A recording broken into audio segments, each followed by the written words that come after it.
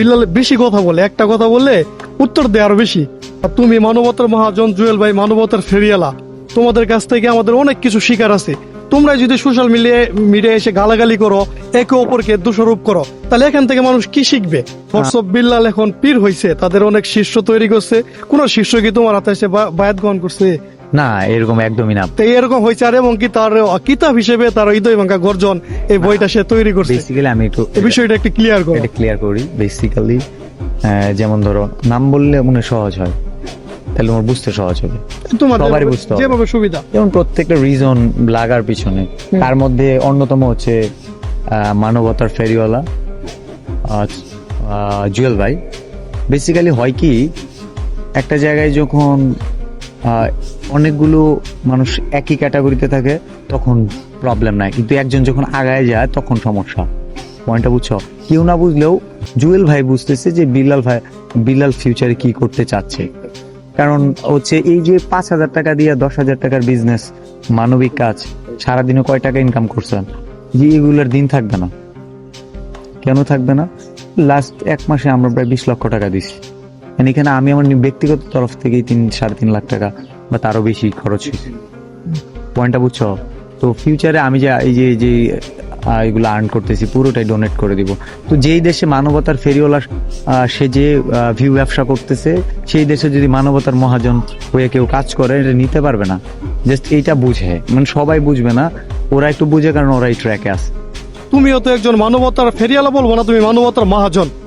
তুমি অনেককে অনেকভাবে দান করছো, যে দানটা আমরা ইতিমধ্যে দেখিনি শর্ট ভাবে। এত সুন্দর একটা মানবতার মহাজন হওয়ার পরেও তুমি তোমার ভক্তদের উপর জুলুম করে 100 টাকার বই 1000 নিচ্ছ। এটা কিন্তু এটা নিয়ে কিন্তু চলতেছে। তুমি ছোট্ট করে মানে এটা ক্লিয়ার করে দাও যে 1000 টাকার বই, 100 টাকার বই কেন 1000 টাকা নিচ্ছ মানুষের উপর, কেন জুলুম করছো? যেখানে তুমি মানুষকে দান করো সেখানে তুমি তাদের শোষণ করছো কেন? আচ্ছা, আনসার দিচ্ছি। আমার ভক্তরা যদি মনে হয় তাদের কাছে জুলুম করতেছি 1000 টাকার জিনিসটা, তাহলে আমার কথা হচ্ছে, ভক্তরা গোল্ডের জিনিস কেন এত দাম দিয়ে কিনবে যেখানে সিলভার পাওয়া যায়, স্বর্ণের আংটি, হ্যাঁ রূপারও তো আংটি হয়, স্বর্ণের চেন আছে, রূপারও চেন হয়, কিন্তু সে স্বর্ণ কেন কিনে? সে তো চাইলে রূপাও কিনতে পারে। জুয়েল ভাই ও একজন মানবতার ফেরিয়ালা, যেভাবে করুক। তো জুয়েল ভাই তো এরকম ভাবে খেপার কথা না বা কথা বলার কথা না। আর তোমার সাথে জুয়েল ভাইয়ের খুব ভালো সম্পর্ক ছিল বা আছে, আমি জানি। তো এই বিষয়ে যদি কথা বলতা বা ওনাকে এই বিষয়ে যদি কিছু বলার থাকতো, কোনো মেসেজ? প্রথমত হচ্ছে,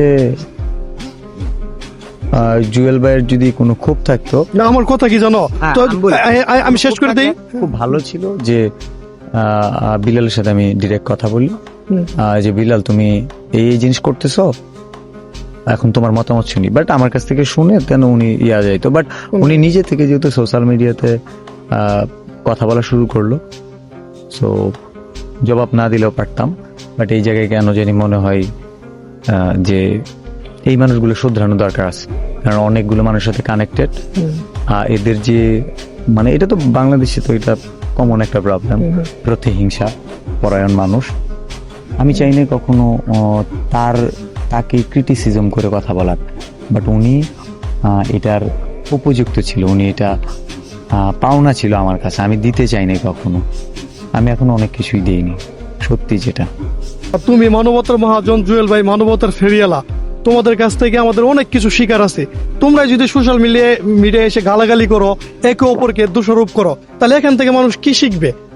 এখান থেকে আমি যেটা শিখাইতে চাই, একটা মানুষকে নিয়ে খুব বেশি মানে খুব চিপলে নাকি তিতা হয়ে যায় লেবু। সো অনেক দিন ধরে অনেক কিছুই বলতেছে, অনেক কিছু বলতেছে, আমি জবাব দিচ্ছি না, চুপ থাকছি। নীরবতা মানে হেরে যাওয়া নয়।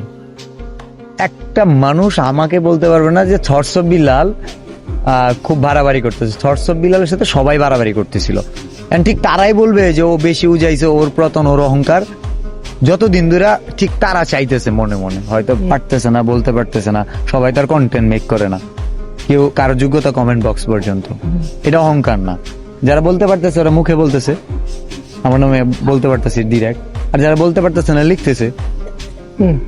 কথা বুঝতে পারতেছ? তো থটস অফ বিল্লালের পিছনে পড়ে আছে সবাই, থটস অফ বিল্লাল কারো পিছনে নাই। এই জন্যই নাই কারণ থটস অফ বিল্লাল লাস্ট পর্যন্ত সোশ্যাল মিডিয়াতে একটা জিনিস বলতে পারবো না যে এইটা বইলা ট্রেন্ডে আসছে, ওইটা বইলা ট্রেন্ডে আসছে, মানে এর পিছে লাগা। আমি লিচুর পাতা ছিঁড়ছি, আমি ছিঁড়ছি, কথা বলতেছো, সাইকো আমারে বললা, আমি পাগল হয়ে গেতেছি, কি করতেছি তোমরা আমাকে বলতেছো, কিন্তু আমি বলছি তুমি কি কোনো কিছু ছিঁড়ছো কিনা।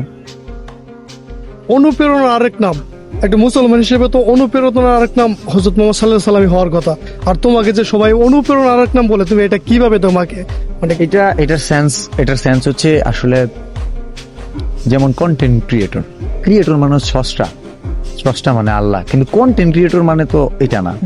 সো এটা মেকার, লাইক এরকম। কন্টেন্ট তো যখন বলো অনুপ্রেরণা আরেক নাম, এই থিমটা আসছে কন্টেন্ট থেকে, তাই তো, কন্টেন্ট ক্রিয়েশনে। তার মানে পুরোটা যদি বলে লাইনটা অনেক বড় হয়ে যায়। কন্টেন্ট ক্রিয়েটর জগতের অনুপ্রেরণার আরেক নাম থটস অফ বিল্লাল, ওইটাকে শর্ট ফর্মে বলে অনুপ্রেরণা আরেক নাম, ওএমজি লাগাই দিছে। হ্যাঁ, এইখানে তারা যদি ধরে নেয় অনুপ্রেরণা আরেক নাম ধর্মীয় ভাবে চিন্তা করে, তো হবে না। কারণ সে ধর্মীয় ভাবে সেন্সে বলে নাই। কোরআনের দাম 500 টাকা, কিন্তু কোরআনের 2টা আয়াত বললেও প্রতিযোগিতা, বিশ্ব কোরআনের যে দরবার, যে প্রতিযোগিতা হয়, ওখানে 2 কোটি টাকা পুরস্কার পায়, জানো নাকি জানো না? জানি এটা। ওটা কোরআনের দাম না, ওটা কোরআনের কাগজের দাম।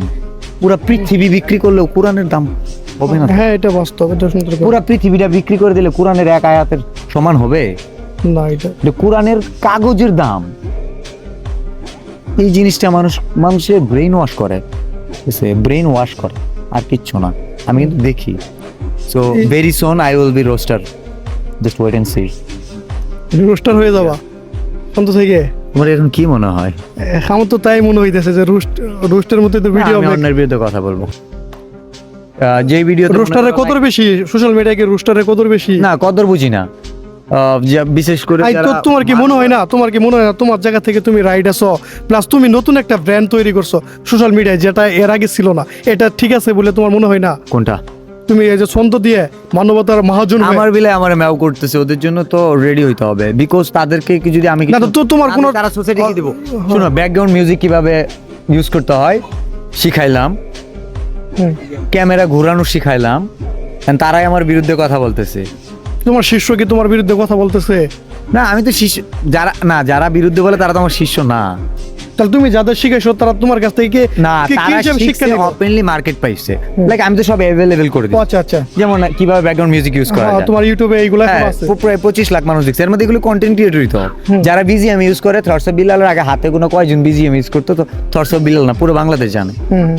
এই ক্যামেরা ঘুরে ভিডিও বানাই তো কয়জন, এটা পুরো বাংলাদেশ জানে না? ভুল বললাম না? ঠিক আছে, এটা ওই ভাবেই কথা বলে থটস অফ বিল্লাল অনুপ্রেরণা। থটস অফ বিল্লালকে কেন এখন পছন্দ করতে না, ভাবতেছে বাই নাই জায়গাটা নিয়ে নেই। এটা হচ্ছে বাঙালির একটা জেনেটিক্যাল প্রবলেম, সব বাঙালির না, ম্যাক্সিমাম। কারো জায়গা কেউ নিতে পারে, মান্না মারা গেছে, মান্নার জায়গা কি কেউ এখনো পূরণ করতে পারছে? সালমাসের জায়গা কেউ পূরণ করতে পারছে? থটস অফ বিল্লালের জায়গা একজন অহংকারী থটস অফ বিল্লালের অহংকার ভেঙে দাও, সেটা কাজ দিয়ে ভাঙো,